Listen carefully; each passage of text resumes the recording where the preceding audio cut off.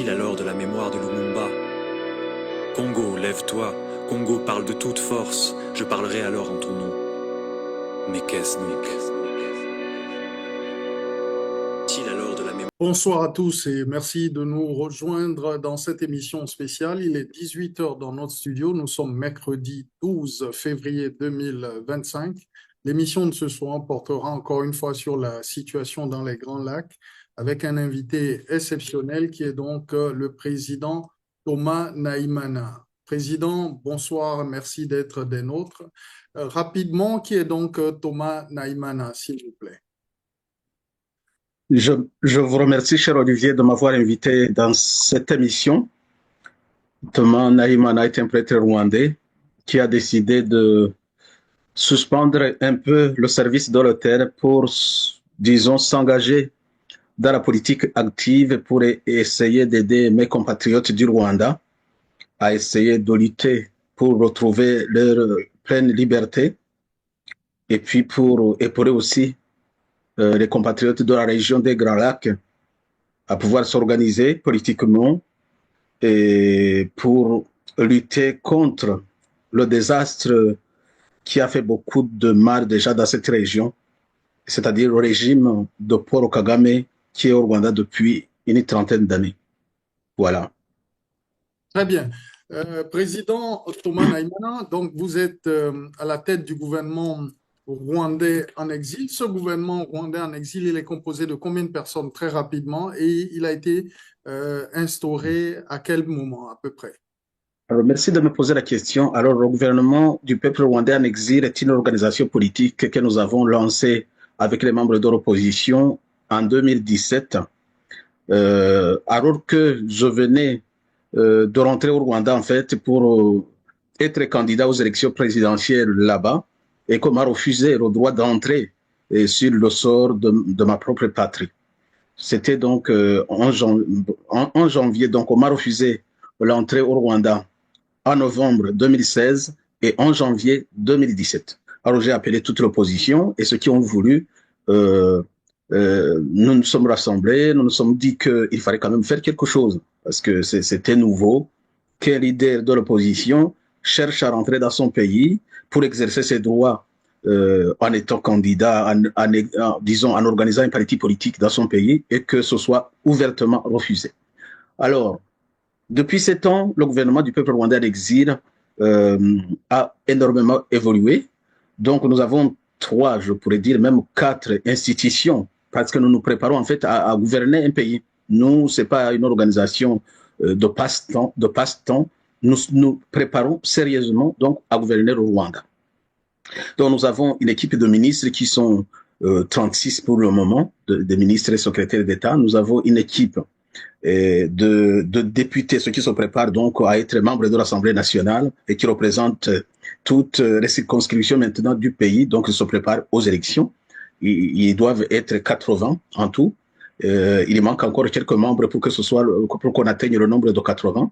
Et puis il y a le tribunal populaire qui s'est organisé aussi, qui a commencé même à juger certains cas et qui devrait avoir 24 membres très très bientôt, mais ils ont déjà commencé. Et puis il y a une armée aussi, une armée nationale pour pouvoir s'occuper dans l'avenir, disons, disons de lutter pour protéger la souveraineté du pays et la sécurité du peuple, de la population et de leurs biens. Voilà les 4 institutions qui sont là.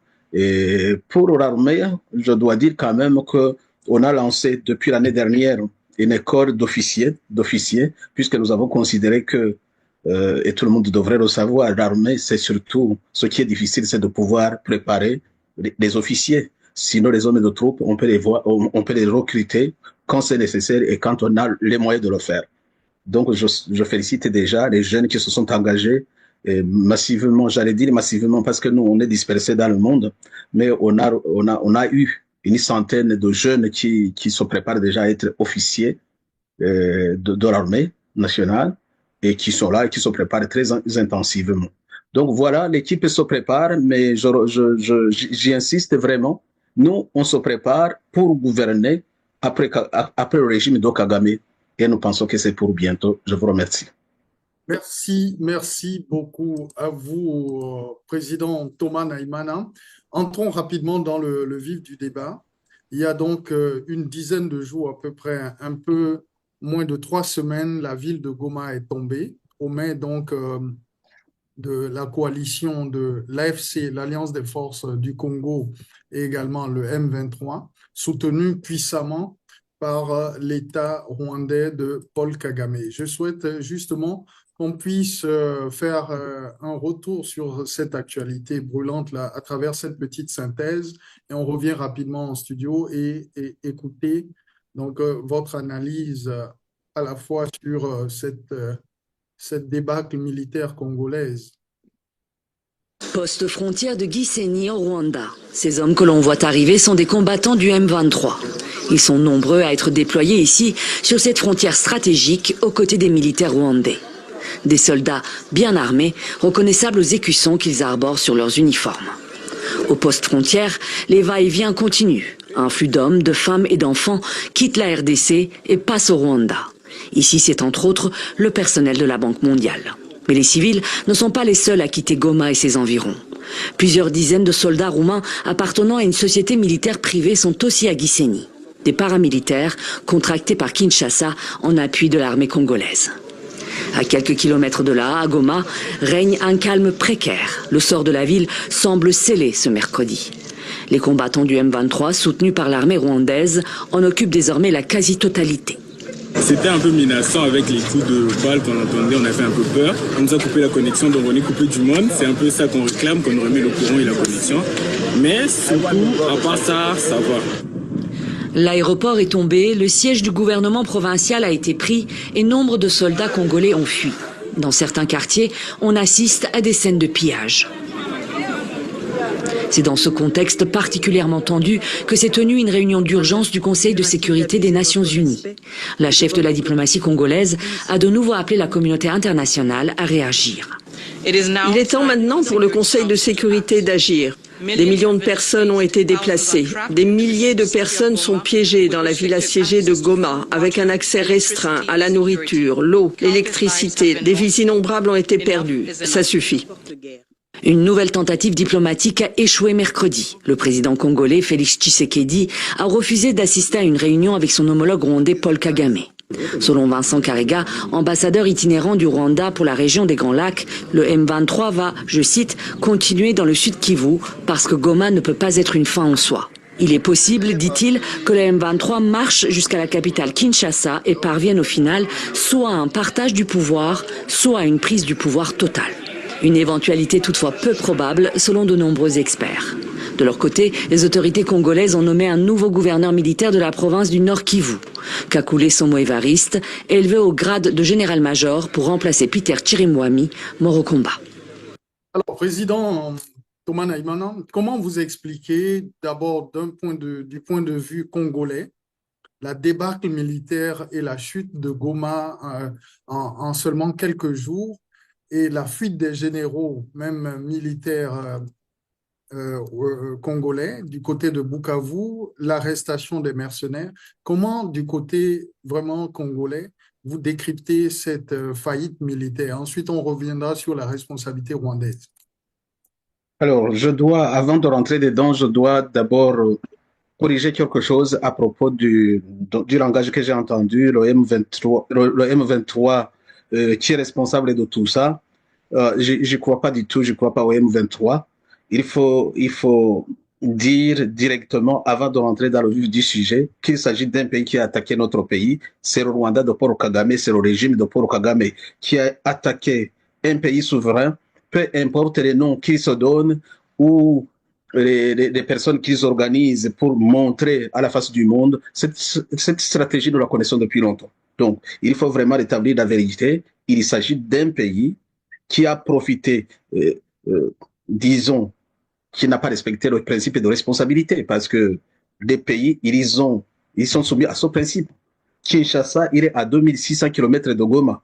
Kigali est à une centaine de kilomètres de Goma seulement.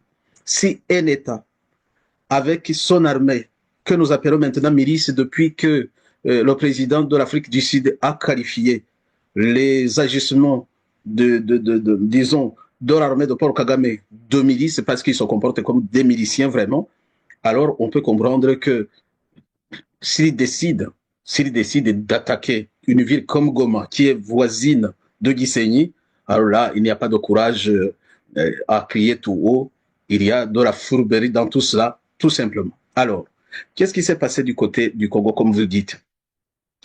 Moi, de débâcle, je n'en ai pas vu, parce qu'il y a des réalités qu'on nous a cachées et que nous connaissons.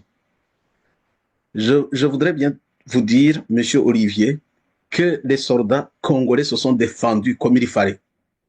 Parce que ce qu'on comptait, c'est le prix que les Rwandais de Paul Kagame ont payé. Savez-vous qu'ils ont perdu plus de 2500 jeunes qui se sont fait tuer à Goma pour prendre cette ville? Personne ne le dit. On dirait qu'aucun soldat de Kagame n'est tombé sur ce champ de bataille. 2500 jeunes. Nous avons les nouvelles qui viennent des familles. Les familles qui pleurent, qui vivent un deuil très, très, très dur. Parce que du côté du Rwanda, on envoyait les enfants à la casse. On envoyait un bataillon qui était décimé. On envoyait un deuxième. On a envoyé un troisième, un quatrième. Et pour le Rwanda, et ça, nous le savons, les autres ne le savent pas, ces enfants qui se font massacrer comme cela ne comptent pas. Eux, c'est leur stratégie du nombre, d'utiliser le nombre en guerre. S'ils envoient 10 000, ils ont envoyé 10 000 personnes là-bas. Et que finalement, même s'ils perdent 5 000 personnes, mais qu'ils prennent la ville, eux, ils se considèrent comme gagnants. Mais Goma, c'est pas encore Kinshasa. Qu'est-ce qu'ils ont eu à Goma, sinon massacrer des innocents, piller des véhicules, piller les banques, piller les biens, qui ne valent même pas la peine pour faire massacrer 3000 jeunes Rwandais. Alors je ne parlerai pas encore de toutes les victimes congolaises qui ont succombé à cette folie de grandeur du côté du régime du Rwanda. Alors, moi, je n'ai pas vu de débâcle, puisque c'est pas Kinshasa qu'on a pris. C'est Kigali qui est descendu avec tous ses moyens d'État, avec toutes les armes d'un État organisé pour prendre une ville voisine. Et la guerre continue. Elle ne fait que commencer, en fait. Et voilà. Elle ne fait que commencer, en fait, dites-vous. Du côté donc du Rwanda, l'ambassadeur itinérant, qui est donc M. Vincent Karega, il dit que le M23 et l'AFC, l'Alliance des forces du Congo, n'est pas prêt de s'arrêter. L'objectif est de continuer jusqu'à Kinshasa et de prendre Kinshasa. À quel objectif répond véritablement cette stratégie ou cette volonté politique de conquérir Kinshasa de la part du Rwanda, puisque Vincent Karega, ancien ambassadeur du Rwanda au Congo-Brazzaville, et il avait voulu également être ambassadeur du Rwanda en Belgique et les autorités belges l'ont refoulé. Comment expliquer cette ingérence dans les affaires congolaises et surtout, à quel objectif cela répond du côté rwandais? Fort heureusement, ces officiers rwandais, ils sont les porte-parole de ce qui se passe. Ils envoient des journalistes sur le terrain juste pour prouver que c'est le Rwanda qui est en guerre contre le Congo. Si le M23 existait vraiment, pourquoi il n'aurait pas ses propres porte-parole, ses propres journalistes, un mouvement qui prétend pouvoir prendre le pouvoir à Kinshasa? Alors, vraiment, corrigeons dès le début, il ne s'agit pas d'un mouvement congolais, il s'agit d'un pays, c'est-à-dire le Rwanda, qui a des ambitions de déstabiliser notre pays. Et pour quoi faire, on le sait et on va le dire. Parce qu'en fait, cher Olivier, il y a 3 sortes de guerres. Au moins selon Clausewitz, au moins qui avait analysé cela. Il y a une guerre d'un pays qui attaque un autre.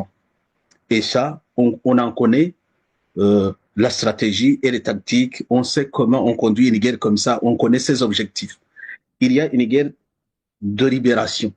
Quand un peuple se révolte dans le même pays, dans son propre pays, contre un pouvoir qu'il n'accepte pas, qu'il voudrait changer. Ça s'appelle une guerre révolutionnaire. On en connaît la stratégie, les tactiques, la conduite et la fin. Et puis, une guerre Là, c'était une guerre révolutionnaire. On connaît une guerre de libération. Si les étrangers s'emparent d'un pays et que le peuple se révolte pour chasser les étrangers, dans quel camp de figure nous sommes? Le régime de Kigali avait fait croire, voulait faire croire, parce que là, c'est la stratégie qu'ils ont utilisée pour prendre Kigali déjà. Ils reproduisent en fait ce qu'ils ont fait pour prendre Kigali. En 90, donc le 1er octobre 90, ils ont attaqué le Rwanda comme si c'était l'Ouganda qui attaquait. Et comme le Rwanda a fortement contre-attaqué, ils ont changé de tactique. Après, ils ont dit que c'était des Rwandais qui rentraient chez eux. La guerre changeait de nature. Et puis, finalement, vu la conduite de cette guerre, vu les stratégies et les tactiques diaboliques qu'ils ont utilisées, ils ont fini par reprendre le pouvoir et baptiser ce jour de libération du Rwanda. Ça veut dire que c'était une guerre de libération. Ils avaient attaqué le Rwanda comme pour chasser ceux qui étaient au pouvoir, qu'ils considéraient comme des étrangers. Chose remarquable, ils n'avaient que 3 issues. Donc, ils les ont massacrés. 4 millions de morts que les Rwandais ont perdu et personne n'en parle. Ils les ont massacrés, donc les Incontagnes ont massacré les Rwandais qu'ils ont trouvés dans le pays. Ils les ont chassés pour partir en exil. Ceux qui ont accepté de rester, ils sont devenus comme des esclaves et leurs esclaves dans le pays. Alors, pour le Congo, qu'est-ce qu'ils cherchent vraiment? Pour le Congo, ils ont une ambition. Le Congo est un pays riche, tout le monde le sait. Et eux, ils ne peuvent pas vivre des moyens de leur petit État qu'est le Rwanda. Pour information, le Kivu est 5 fois pratiquement le Rwanda. Le Kivu seulement, le Kivu du Nord et le Kivu du Sud. 5 fois. Alors, qu'est-ce qu'ils poursuivent? C'est une guerre de pillage. À mon avis, ils n'ont pas l'intention d'aller à Kinshasa, sauf qu'ils ne le pourraient pas cette fois-ci. Et je vous dirai pourquoi. C'est une guerre de pillage. Ils veulent s'emparer de ce pays qu'ils ont pillé depuis 30 ans. J'ai appris dernièrement que le président Kabila, pendant les 18 ans qu'il a passé au pouvoir, devait payer régulièrement 60 millions de dollars au dictateur Paul Kagame pour rester en paix. Alors là, si c'est un pays qui attaque un autre, si c'est le Rwanda qui attaque Kinshasa, le Rwanda ne va pas annexer Kinshasa. Il n'a pas cette intention-là. Il ne le pourrait même pas.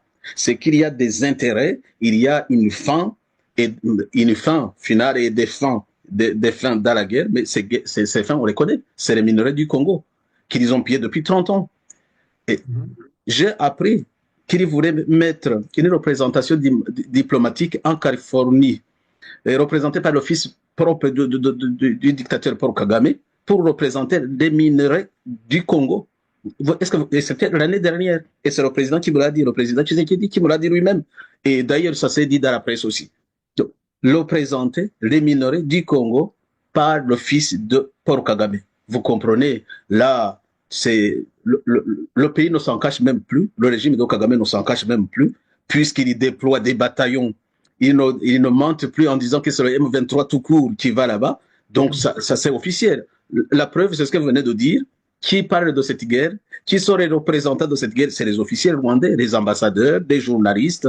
Et puis, le gouvernement lui-même intervient pour expliquer ces choses. Et puis, dans les négociations qu'on a eues à Nairobi, à Luanda, qui est mis en cause? Mais c'est le régime de Paul Kagame. On va y revenir, justement. Je voulais, avant qu'on aille sur les négociations proprement dites, c'est que, est-ce qu'aujourd'hui, véritablement du côté congolais, la stratégie militaire qui a été mise en branle par le président Félix Tshisekedi, que vous avez rencontré d'ailleurs, est-ce que cette stratégie-là où il faudrait pas aussi voir les responsabilités internes du côté congolais, qui est que des soldats congolais sont payés à 150 $, les mercenaires sont payés à 10 à 15 000 $. Le commandement est un commandement défaillant. Vous avez beaucoup de soldats et de généraux qui ont fait défection et ont fui à Bukavu. Et le peuple a été quasiment abandonné sur le terrain et les Ouazalendo se débrouillaient comme il veut. Quel est en fait, soyons objectifs et réalistes, du point de vue congolais, est-ce qu'il n'y a pas de responsabilité à véritablement cette chute de Goma et la perte de plusieurs régions depuis l'arrivée de Tshisekedi au pouvoir? Alors, considérons que tous les pays du monde, chacun de ces pays a ses forces et ses faiblesses. Là, c'est une vérité à la Paris. Le Congo de Félix Tshisekedi, on sait dans quel état il a accédé à la magistrature suprême de ce pays en remplacement de Joseph Kabila qui venait de passer au pouvoir 18 ans. Et lui-même avait remplacé son père au bout d'une guerre que nous connaissons tous. Alors, dire que le Congo aurait des problèmes, mais tout le monde le sait, tout le monde le dit, à commencer par le président Félix Tshisekedi lui-même, qui dit que le pays dont il a hérité n'est pas facile à gouverner.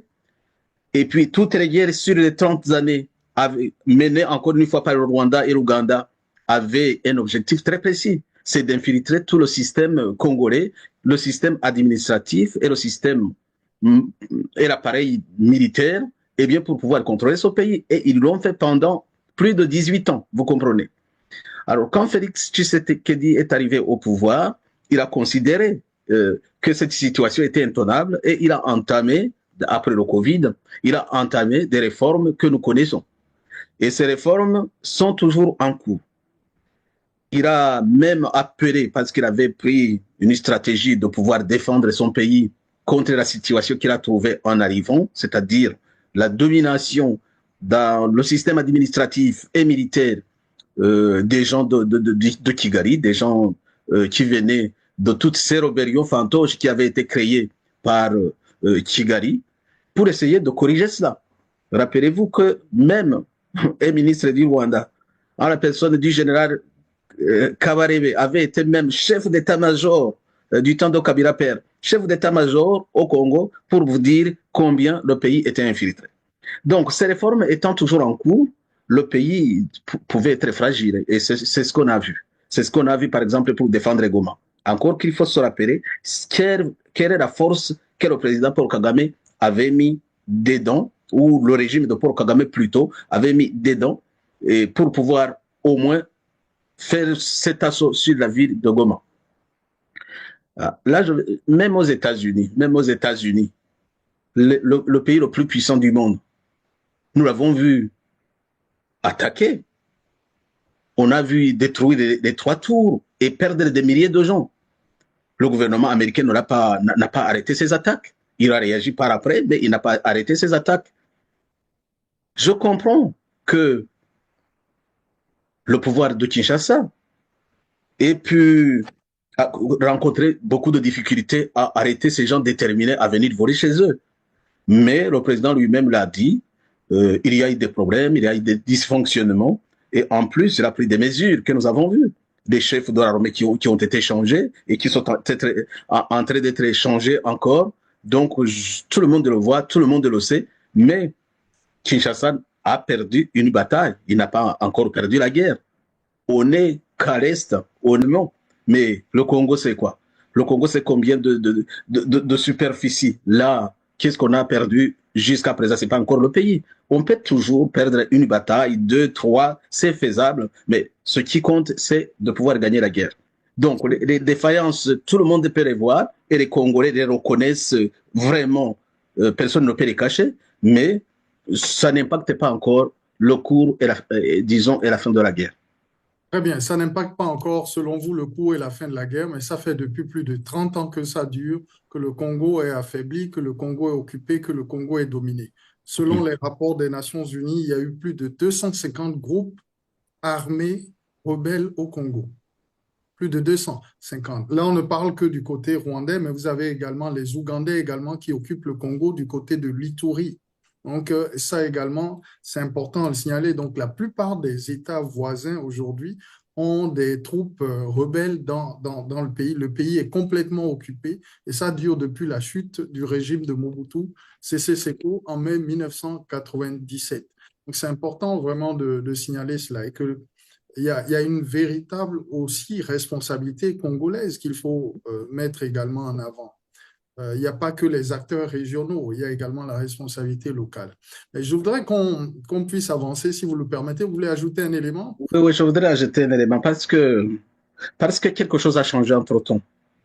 On n'est plus au temps de Mobutu, quelque chose a changé et il y en a qui ne veulent pas le voir. Avec l'avènement du président Félix Tshisekedi, ça ne fait que 6 ans seulement ou 7 ans maintenant. Alors, beaucoup de choses ont changé. On a le droit de continuer à regarder les choses dans la logique d'un verre à moitié vide ou à moitié plein, vous voyez, mais il y a beaucoup de choses. Et ça, je voudrais insister là-dessus. Parce que ce qui n'était pas là avant, c'est le réveil du leadership congolais. Surtout la magistrature suprême. Le président, il est très éveillé et ça, c'est nouveau. Et c'est ce qui fait peur à Kigali aussi. Et puis, on verra après. Il faut vraiment mettre cet élément dans la balance. Beaucoup de choses ont changé. On n'est plus ni du temps de Mobutu, on n'est plus ni du temps de Kabila père et fils. Donc, Tshisekedi a apporté du renouveau et on va voir les résultats par les actions. Très bien. Alors, on oubliera pour terminer ce chapitre que le président, effectivement, congolais Félix Tshisekedi, était très optimiste quant à vraiment son lien politique et diplomatique avec le Rwanda de Kagame. Et d'ailleurs, il estimait véritablement qu'il pouvait régler la question sur le plan diplomatique. Il a été plusieurs fois à Kigali. Et d'ailleurs, il y a même cette image qui symbolisait vraiment cette amitié entre eux deux, l'image que l'on voit, vous voyez un peu, entre les deux. Ils étaient parfaitement amis, ok, entre le président rwandais et le président Tshisekedi. Et véritablement, je pense que les choses ont mal tourné. Du côté rwandais, il y a une stratégie qui se déroule depuis 30 ans, qui est cohérente, qui est l'occupation et l'exploitation du Congo. Mais du côté congolais, on a du mal véritablement à voir, puisque même pendant la présidentielle, le président congolais avait dit à la moindre escarmouche, il déclarait la guerre au Rwanda et il allait bombarder à partir de Kinshasa, Kigali. Qu'est-ce qui empêche qu'il puisse mettre en place cette stratégie? Pourquoi ne déclare-t-il pas officiellement la guerre au Rwanda de Paul Kagame? Alors, donc, je voudrais ajouter, je voudrais revenir sur ce que vous venez de dire. Donc, les débuts du président Tshisekedi, qui pensait qu'avec la diplomatie et la bonne volonté et l'amitié, il pouvait bien négocier avec les voisins pour avoir la paix dans son pays. Et ça n'a pas marché. Ce n'est pas de sa faute. Il a trouvé que les autres avaient, justement, comme vous dites, une stratégie de bandit, une stratégie pour occuper et piller les ressources de son pays. Est-ce que ce n'est pas une naïveté de sa part? Non, non, non, non, non. Vous venez d'arriver au pouvoir. Vous êtes un civil, vous n'êtes même pas militaire. Vous remplacez un gouvernement de militaires qui avait essayé de gérer ce pays difficilement.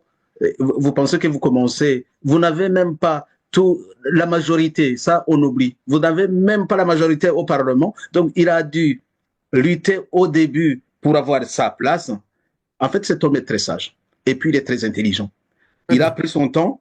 Il a pris le temps de négocier et de voir de ses propres yeux qui était justement, par exemple, Paul Kagame et son régime et leurs ambitions.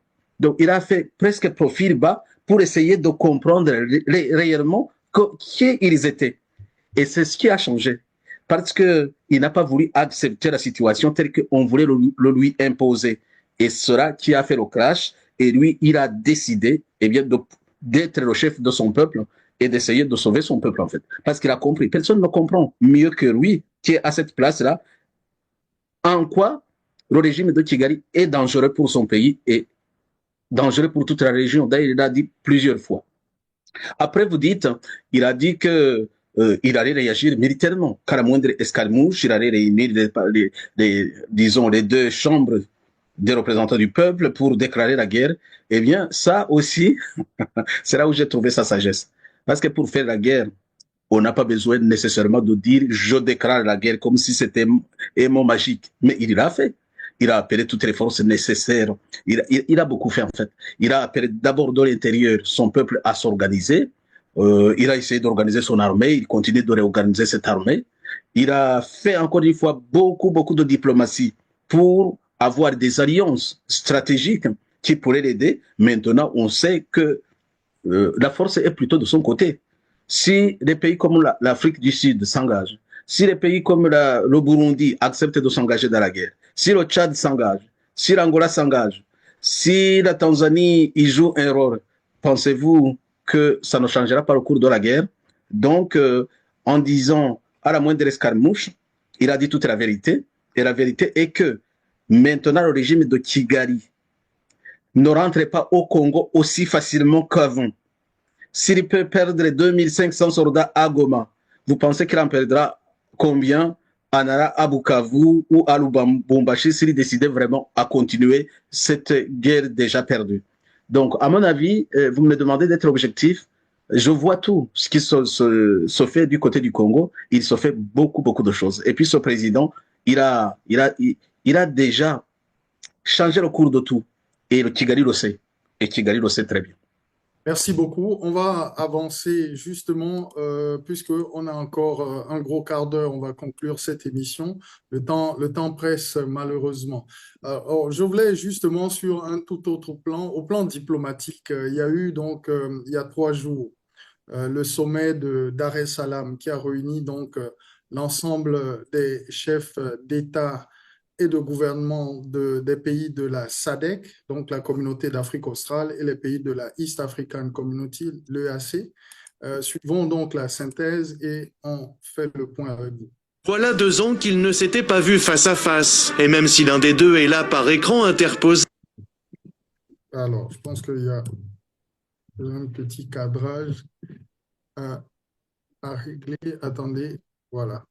On va justement reprendre ça. Je ne sais pas ce qui s'est passé. OK.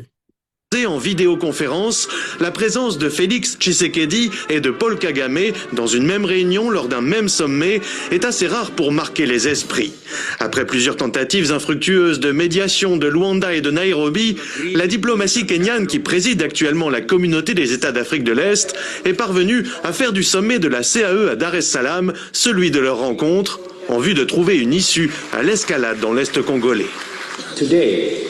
Aujourd'hui, nous nous unissons pour réitérer nos appels aux parties à ce conflit tragique afin qu'elles cessent immédiatement les hostilités et qu'elles prennent des mesures positives pour permettre un dialogue constructif visant à rétablir la stabilité. Un appel repris par tous les dirigeants des pays membres des 2 organisations régionales réunies pour leur sommet en Tanzanie. D'après un porte-parole, ils ont demandé aux chefs des forces de défense de la communauté des États d'Afrique de l'Est et de la communauté de développement d'Afrique australe de se réunir dans les 5 jours afin de fournir des directives techniques sur un cessez-le-feu immédiat et inconditionnel et sur la cessation des hostilités. Le communiqué précise que le sommet conjoint réaffirme aussi la solidarité et l'engagement inébranlable de continuer à soutenir la RDC dans ses efforts en vue de la sauvegarde de son indépendance, de sa souveraineté et de son intégrité territoriale. Sur le plan humanitaire, les dirigeants ont également appelé à la fourniture d'une assistance comprenant le rapatriement des personnes décédées et l'évacuation des blessés et à l'ouverture de voies d'approvisionnement dans les zones touchées par le conflit dans l'est du pays. Alors, depuis 2022, à ce jour, ça fait à peu près 3 ans, on est déjà à plus de 11 sommets, rien qu'en 2022 et aujourd'hui, plus de 11 sommets consacrés à la situation à l'Est et le soutien militaire du Rwanda au M23. Et aucun de ces sommets n'a réglé la question. Est-ce que vous êtes optimiste sur le dernier sommet qui a eu lieu à Dar es Salaam, le sommet conjoint SADC East African Community, et pourquoi est-ce que la communauté internationale, les puissances internationales et africaines continuent de soutenir militairement Paul Kagame et de ne pas sanctionner clairement son régime? Alors, permettez-moi de révéler quelque chose de très important. Qu'est-ce qui fait que ces sommets, qu'est-ce qui fait que ces contrats et alliances puissent marcher ou ne pas marcher? Alors, le monde s'était organisé jusqu'à présent sur la parole donnée, sur le respect de la parole donnée. Moi, j'ai fait beaucoup de droit, donc je suis de formation juridique, et il y a un principe dans le droit français, mais c'est dans tous les droits, en fait, à propos des contrats. Les contrats légalement formés tiennent lieu de loi à ceux qui les ont formés. À partir d'un homme et une femme qui décident de s'entendre, c'est seulement la parole donnée, le respect de la parole donnée. Alors, imaginez s'il y avait un groupe qui se croit plus malin, qui ne respecte pas à la parole donnée, qui n'a pas la bonne foi pour respecter les contrats pourtant légalement formés, qu'est-ce que vous allez pouvoir récolter? Eh bien, c'est le résultat que nous voyons. Parce que, et pour Kagame et son groupe, et les Ougandais, ils ont développé un malin plaisir de dire qu'ils étaient plus intelligents que les autres en développant une stratégie qui s'appelle Hit and Talk. Il vous attaque et puis vous invite à négocier, à dialoguer, mais en fait, pour vous faire perdre du temps. Ça fait plus de 30 ans qu'ils font ça. Pour vous faire perdre du temps. Ils n'y croient pas. Leur loi, la loi à laquelle ils croient, c'est vraiment un cynisme ahurissant et tout le monde les a découverts. Voilà la raison de tous ces sommets, des 11 sommets qui ne portent pas de fruits.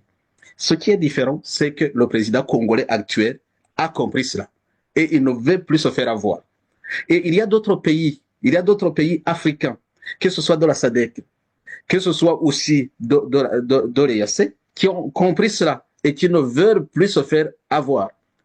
Ils jouent parfois du théâtre, mais là, pour cette guerre qui commence, il y a des pays qui ont dit non, on ne se fera plus avoir, pas de sommet de perdre du temps, pas de sommet pour en profiter, pour empoisonner les gens ou pour les assassiner, comme on a assassiné le président Juvenal Habyarimana. Vous avez vu que tous les hommes responsables et qui veulent vraiment agir, ils n'ont pas été à ce sommet-là. Le président congolais n'est pas allé, le président sud-africain n'est pas allé, le président angolais n'est pas allé, le président burundais n'est pas allé. Ils savent ce qu'ils font, ce ne sont pas des enfants. Donc, revenons sur ce point simplement. Donc, si les gens n'ont pas la bonne foi, ça ne sert à rien de former des contrats si on ne va pas les exécuter. Quant à la question de savoir pourquoi les Européens et la communauté internationale, entre guillemets, la communauté internationale continue de soutenir le régime de Kigali en refusant de le sanctionner. Mais on sait comment ça fonctionne. Tous les pays, il n'y a pas d'amis. Les amis n'existent pas en politique. Il n'existe que des intérêts. C'est comme ça que les Européens pensent aussi. Du moment que Kagame peut leur fournir ce dont ils ont besoin à bas prix, les pierres précieuses qu'il a volées, les matières qu'il a volées au Congo, eh bien jusqu'à maintenant, ils peuvent le financer parce qu'ils en ont besoin pour leurs propres intérêts.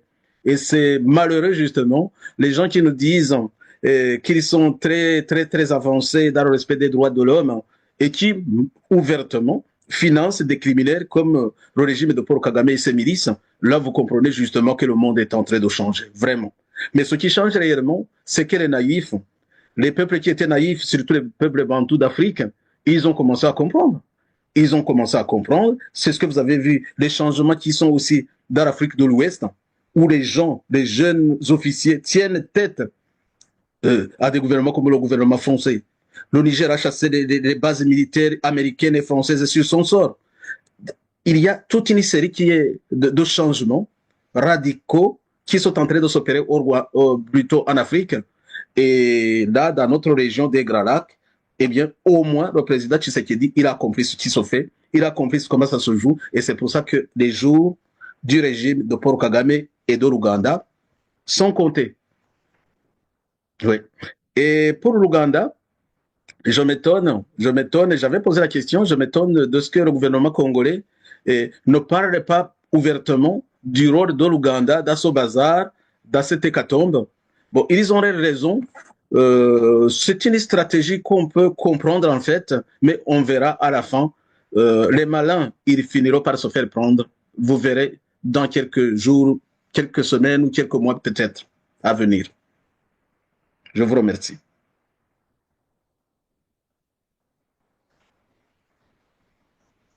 Juste, voilà. Merci. On va progresser justement. Il y a un élément qui est important, c'est que le président rwandais a clairement une feuille de route, il a une stratégie et son argumentaire change selon son auditoire et selon l'opportunité. Récemment sur CNN, il a déclaré ne pas être au courant de la présence des militaires rwandais à l'est du Congo. Et quand il était au Bénin, il y a 1 an justement, il a également dit que pour lui, la question qui se pose à l'Est est d'une toute autre nature. C'est la question justement d'une redéfinition des frontières héritées donc de la conférence de Berlin. On va suivre ce dernier élément et on va tout doucement nous orienter vers la conclusion de cette émission.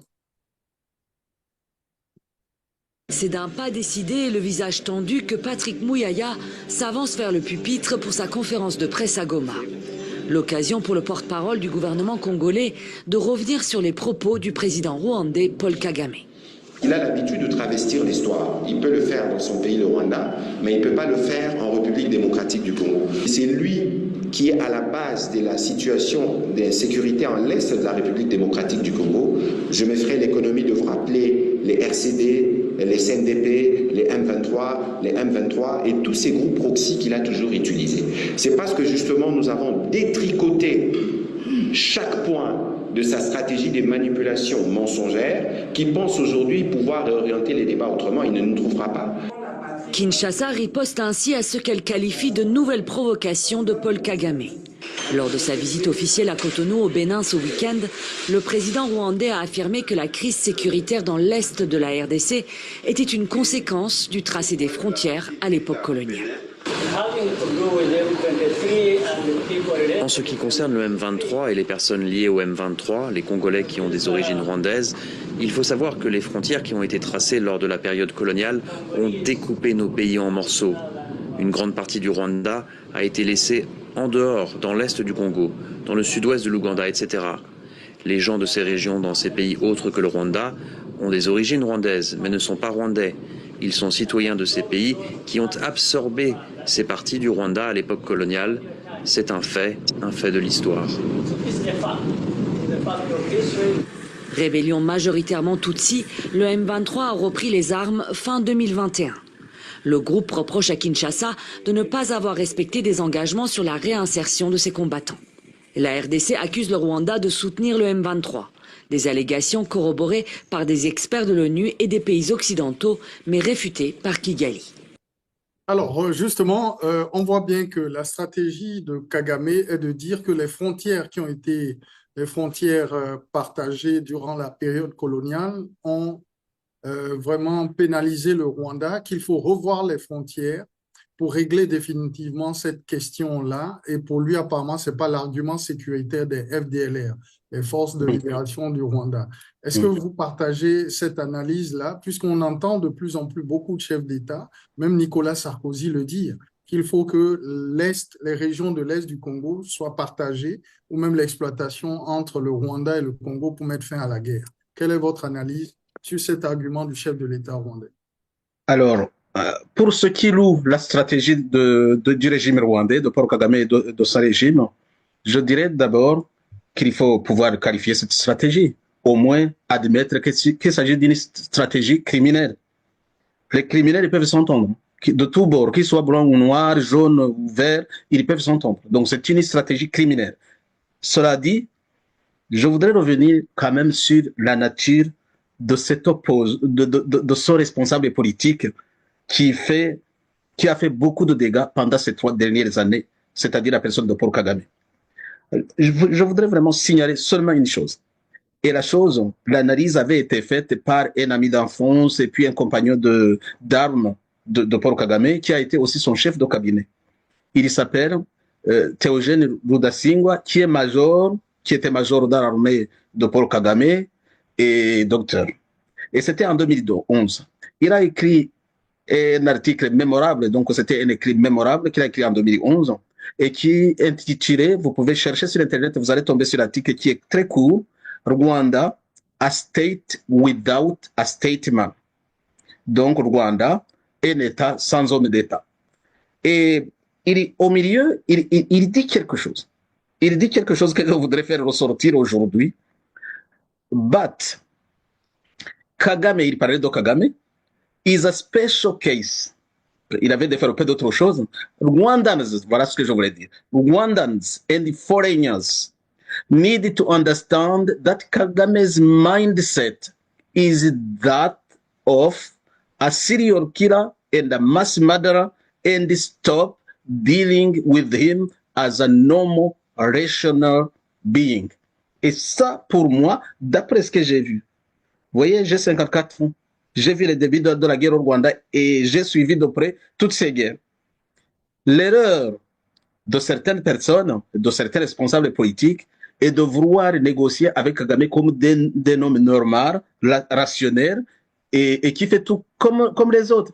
Or, son ami nous dit que son état psychique Et là, vraiment, c'est un outil comme lui, c'est son ami d'enfance. Il dit que son état psychique est celui d'un tueur en série et d'un spécialiste de massacre et de masse. Et ça, c'est lui qui le dit. Or, justement, sur les 30 ans que nous l'avons connu, sur les 35 ans, 35 ans maintenant, il n'a fait que ça. Organiser des tueries, organiser des massacres de masse au Rwanda, au Congo et même au Burundi. Il a fait des dégâts. Pourquoi on continue justement de considérer cet homme comme un homme normal? Tu peux bien signer des contrats et les respecter alors qu'il ne l'a jamais fait. Alors, mon ami, tout le problème se trouve plutôt là. Quand tu as parlé d'une stratégie, eh bien, il a une stratégie, c'est une stratégie criminelle de tuer en série et d'experts de massacres de masse. Là, on n'exagère pas, c'est ce que nous voyons. Les rapports d'ONU, ils disent qu'il a tué combien de gens au Congo? 10 millions.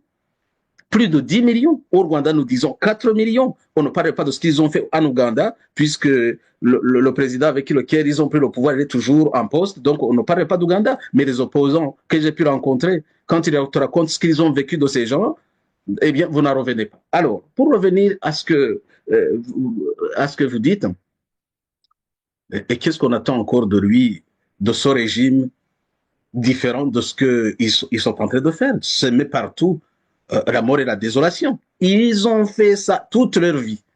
Et c'est leur stratégie que certaines personnes louent.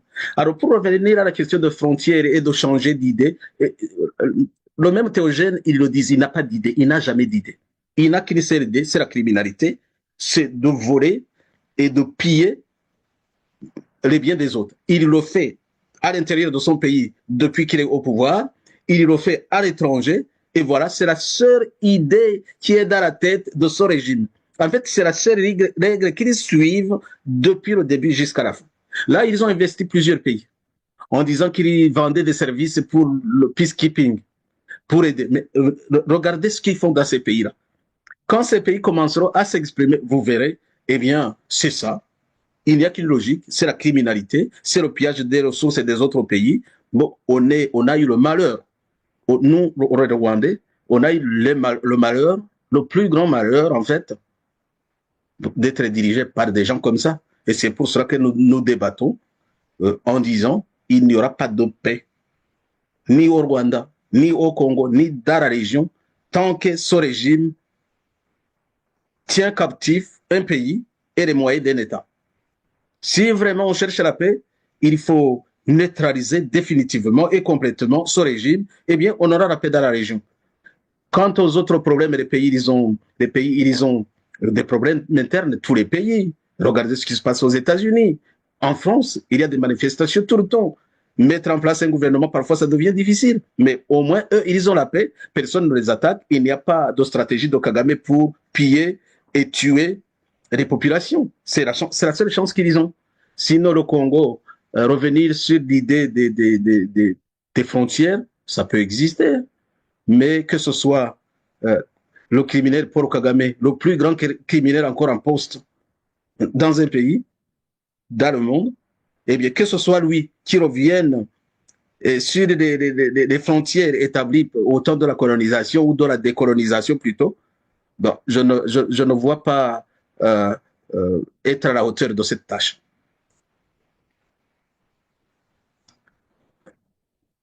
Votre voix? Non. Merci. On va justement aller à la conclusion de cette émission, justement avec le tout dernier élément, c'est quoi? C'est que depuis environ 7 mois, je pense que le président Paul Kagame vient d'être investi à la tête du pays pour un mandat de 7 ans à nouveau. Avec quasiment un mandat soviétique, avec un score soviétique de près de 100%. Justement, j'aimerais, voilà, on a pu retrouver l'élément, c'est Militaire que l'investiture de Paul Kagame, président, mais également chef des armées pour les 5 prochaines années, a commencé. Et comme en 2017, seuls les chefs d'État africains étaient conviés à cette cérémonie. Du Togo à l'Eswatini, en passant par l'Angola, presque tous les chefs d'État conviés à cette cérémonie ont répondu présents. Également invités des personnalités des institutions du continent, tels que le président de la Commission de l'Union africaine, le Tchadien Moussa Faki, qui a fait également le déplacement. On note cependant l'absence de 2 chefs d'État de la région, ceux de la République démocratique du Congo et du Burundi. Une absence sans surprise qui s'explique par les tensions diplomatiques entre ces 2 pays et le Rwanda.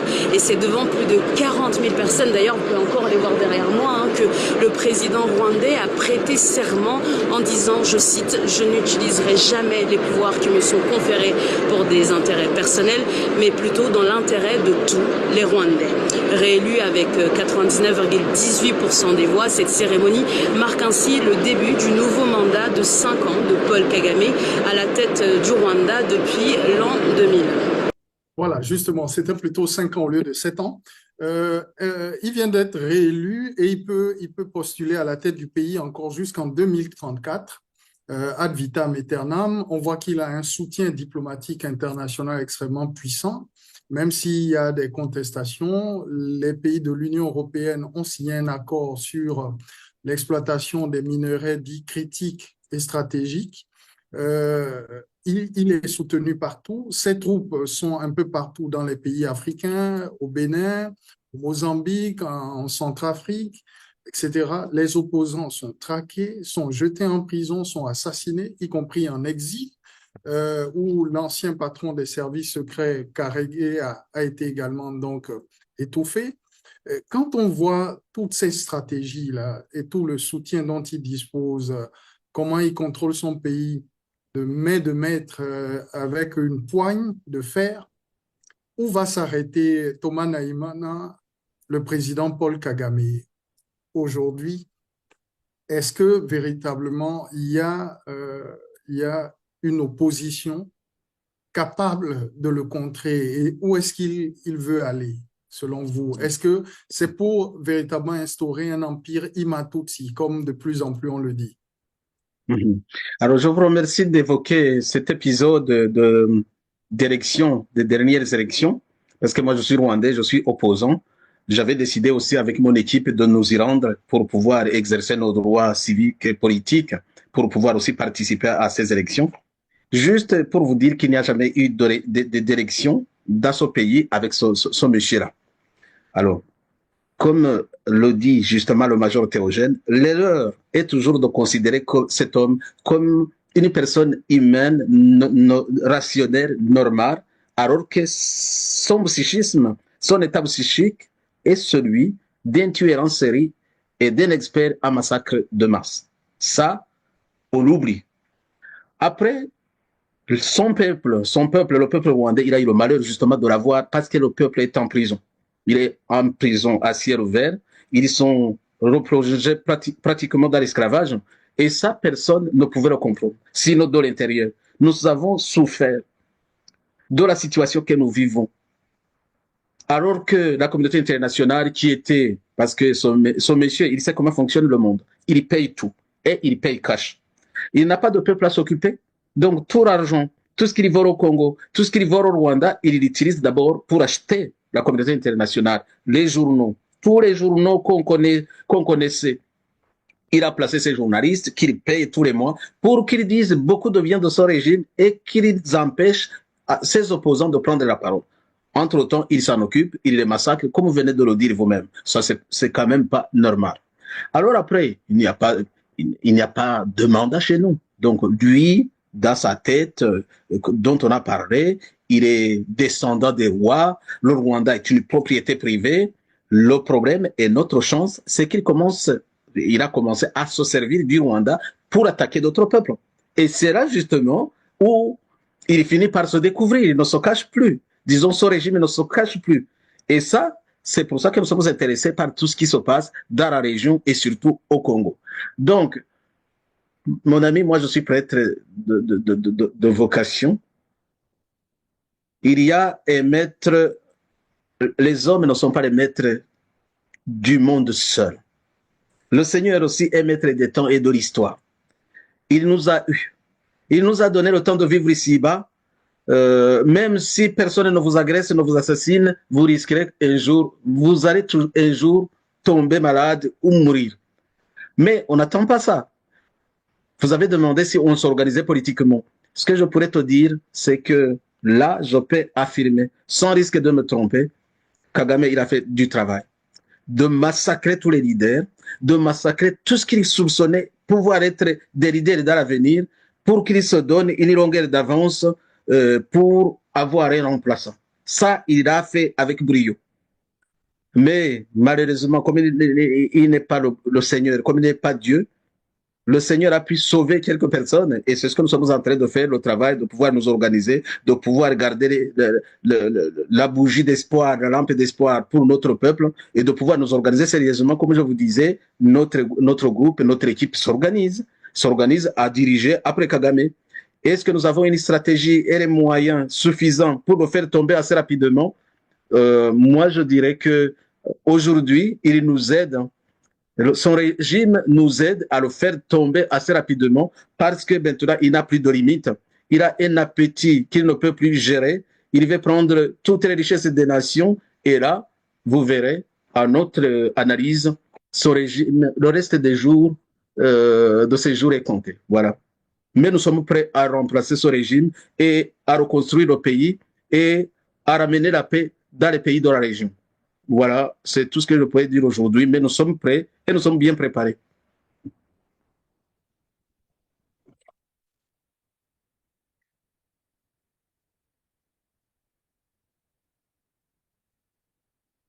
Dernier mot justement pour terminer. Est-ce que le projet de l'Empire Imatutsi est un projet pour vous qui est viable? Est-ce qu'il va être concrétisé puisqu'on parle de la séparation du Congo, la balkanisation du Congo et la création d'une république ou un foyer national Tutsi au cœur donc du Kivu? Dernier mot. Oui, alors, moi, à ce projet, j'y crois pas.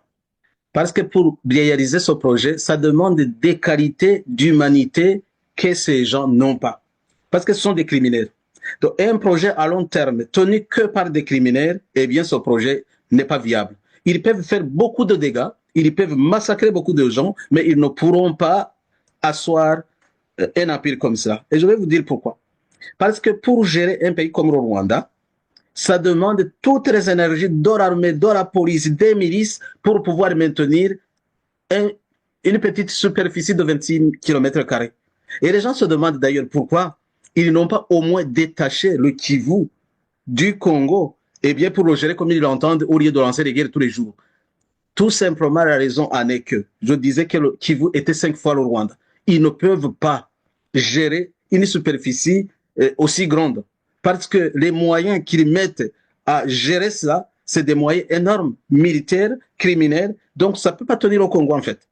Au Congo, vous pouvez y aller en voyage. Et puis, le peuple congolais, il s'exprime mieux que les Rwandais. Et c'est des gens qui ne se feraient pas dominer plusieurs années par un régime bien établi. Donc, il n'y a pas de risque qu'ils détachent le Kivu pour en faire un État indépendant ou pour l'annexer au Rwanda. Ils en sont complètement incapables. Et puis, il y a aussi le réveil de Kinshasa, surtout le réveil du président Tshisekedi qui essaie de réveiller son peuple et toute la région. Et ça, c'est un handicap qui va les contrer. Troisième chose, c'est la contre-attaque qui arrive. La contre-attaque, puisque le Congo n'est plus le Congo de Mobutu, n'est plus le Congo de Kabila.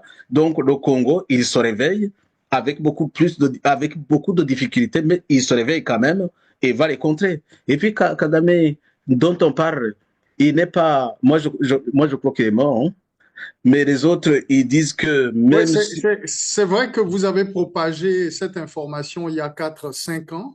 Ça a été d'ailleurs contesté. Beaucoup vous ont traité d'affabulateur. Et oui. que c'est pas vrai. Donc, pour vous, vous croyez vraiment que Kagame est mort et que c'est un sosie qui dirige le Rwanda?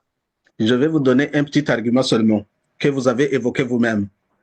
Kagame qui attaque le Congo, qui fait tomber la ville de Goma. On lui demande si son armée est là. Lui, le chef des armées, il dit qu'il ne sait pas, à 2 reprises. Dans une interview qu'il a lui-même commanditée, il dit qu'il ne sait même pas ce qui se passe. et vous trouvez ce Kagame normal, vous trouvez le Kagame qu'on a connu avant. Moi, je continue. Pour vous, il y a un sosie qui dirige le Rwanda, c'est ça? Moi, je continue à penser et à affirmer jusqu'à preuve du contraire que ce n'est pas Kagame que nous avons connu. C'est un sosie qui dirige le Rwanda. Je l'affirme et je le confirme. Vous verrez, on finira par avoir cette réalité. Donc, il y a un groupe qui se sert de cette personne qu'on nous montre, eh bien, pour faire ses dégâts, pour continuer à voler, mais qui est complètement irresponsable. Et ça, on va le voir bientôt. Si le Congo, avec ses alliés, contre-attaque, vous allez peut-être découvrir ce que vous n'avez jamais compris, que le Rwanda vient de passer plus de 10 ans maintenant, ou en tout cas pas 10 ans, en tout cas depuis 2021, sans président, mais avec un sosie à la place. Il faut rappeler qu'à l'époque où effectivement on en avait parlé, vous et nous, vous nous confiez que d'ailleurs il était décédé dans une clinique en Israël. Vous maintenez toujours cette affirmation? Je maintiens tout le parcours qu'il avait fait de maladie et des mesures médicales qu'on avait prises en Israël, à l'hôpital d'Haïfa, que la personne qu'ils avaient avait un cerveau complètement désintégré, qui ne pouvait plus fonctionner. Alors, personne n'a contredit cela, ni au Rwanda, ni ailleurs. Et tous les documents officiels continuent d'être signés par d'autres, notamment le Premier ministre, pour des choses qui dépassent ses compétences. Il y a beaucoup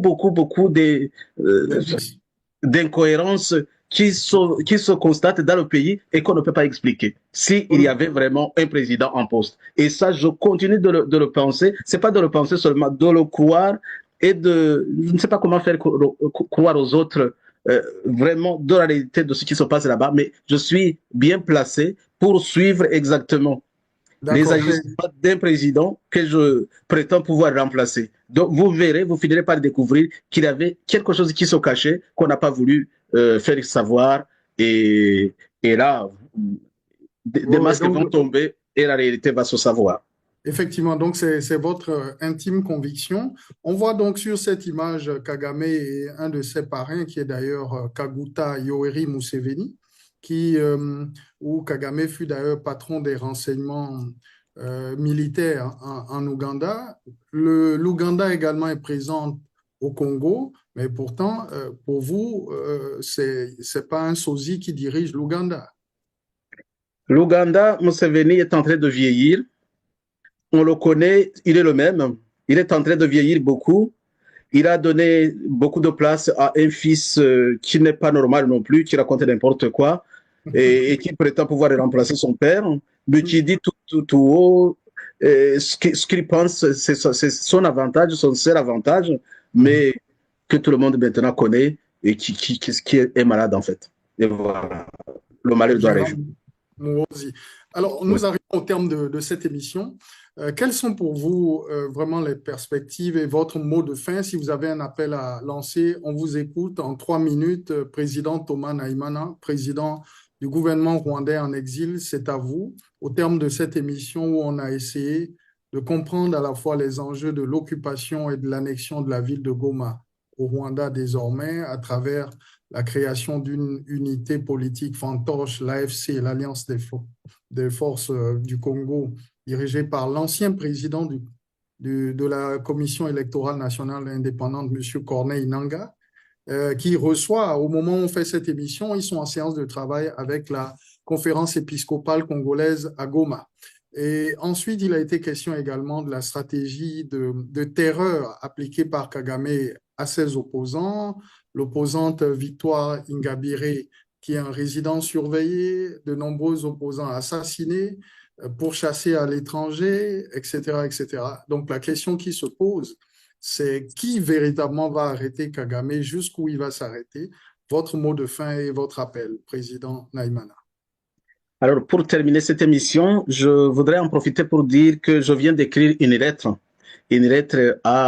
au cardinal Fridolin Ambogo, donc l'archevêque de Kinshasa, justement pour le prévenir un tout petit peu et lui raconter ce qui s'est passé au Rwanda et comment nous en sommes arrivés à avoir nos évêques assassinés par Paul Kagame, parce qu'ils avaient été assez naïfs pour le considérer comme un homme normal avec qui on peut négocier, Et voilà, la réponse a été de les assassiner froidement. Je ne souhaite pas que cela puisse arriver à l'épiscopat, disons, au clergé congolais, mais s'il continue de se considérer naïvement par rapport à ce qui se passe vraiment face à Kagame, eh bien, on peut savoir ce qui les attend. Mais je les crois intelligents et formés, informés, on verra bien. Mais j'ai écrit une lettre, je vous ferai parvenir une copie. Alors, pour terminer cette émission... Alors, juste avant que vous ne terminiez, donc, on a à l'écran la candidate, l'ex-candidate Victoire Umuhoza, prisonnière politique dans son pays, ainsi que d'autres. Si vous avez un appel à lancer peut-être pour la libération de tous ces prisonniers politiques-là, qui sont terrorisés, condamnés, Deo Mouchaïdi, beaucoup d'autres, des journalistes assassinés, donc William Twali, etc., etc. La liste est tellement, tellement, tellement longue. Il n'y a pas que le Congo. On vous écoute pour peut-être un mot à leur endroit, ces prisonniers politiques. Alors, à l'endroit des prisonniers politiques, on ne peut que souffrir avec eux, mais on sait comment ils seront libérés. Ce régime, il n'a pas de valeur de liberté d'expression. Ce ne sont pas des valeurs qui comptent, puisque leur stratégie est toujours criminelle. Donc, ils sont logiques avec eux-mêmes. Donc, la libération de nos prisonniers politiques et autres sera justement par l'éviction du régime de Paul Kagame. Alors, tout le monde est convaincu maintenant dans la région que la paix reviendra au Congo, au Rwanda et dans les pays de la région si le régime de Kagame est complètement vaincu militairement et politiquement et donc évincé complètement. C'est sur cette ligne que nous essayons de travailler aussi. Donc, je vois plutôt une lueur d'espoir dans le réveil du Congo, déjà. Parce que nous, on n'avait aucun pays pour parler pour nous, pour parler de l'injustice que subissaient les Rwandais. C'est pour cela qu'il y a tous ces prisonniers, il y a tous ces opposants qui ont été massacrés et personne ne les a aidés jusqu'à présent. Il y a un seul président de la République, une seule personnalité politique qui a élevé la voix en disant, en fait, le peuple rwandais est sous le joug de cet homme-là. Parce qu'il avait compris. Parce qu'il était hissé à ce niveau, à un niveau plus haut, pour savoir exactement ce que font les Kagame. C'est le président Félix Antoine Tshisekedi, seul.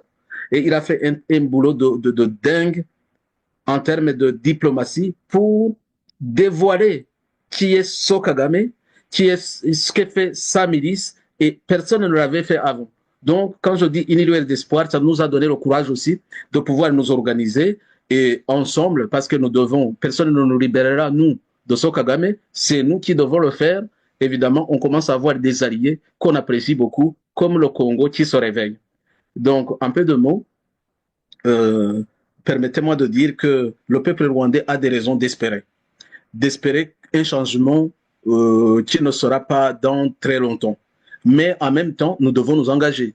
Nous devons soutenir nos organisations politiques pour nous préparer réellement à pouvoir gouverner ce pays, pour avoir un plan de ce que nous pourrons faire pour reconstruire le pays.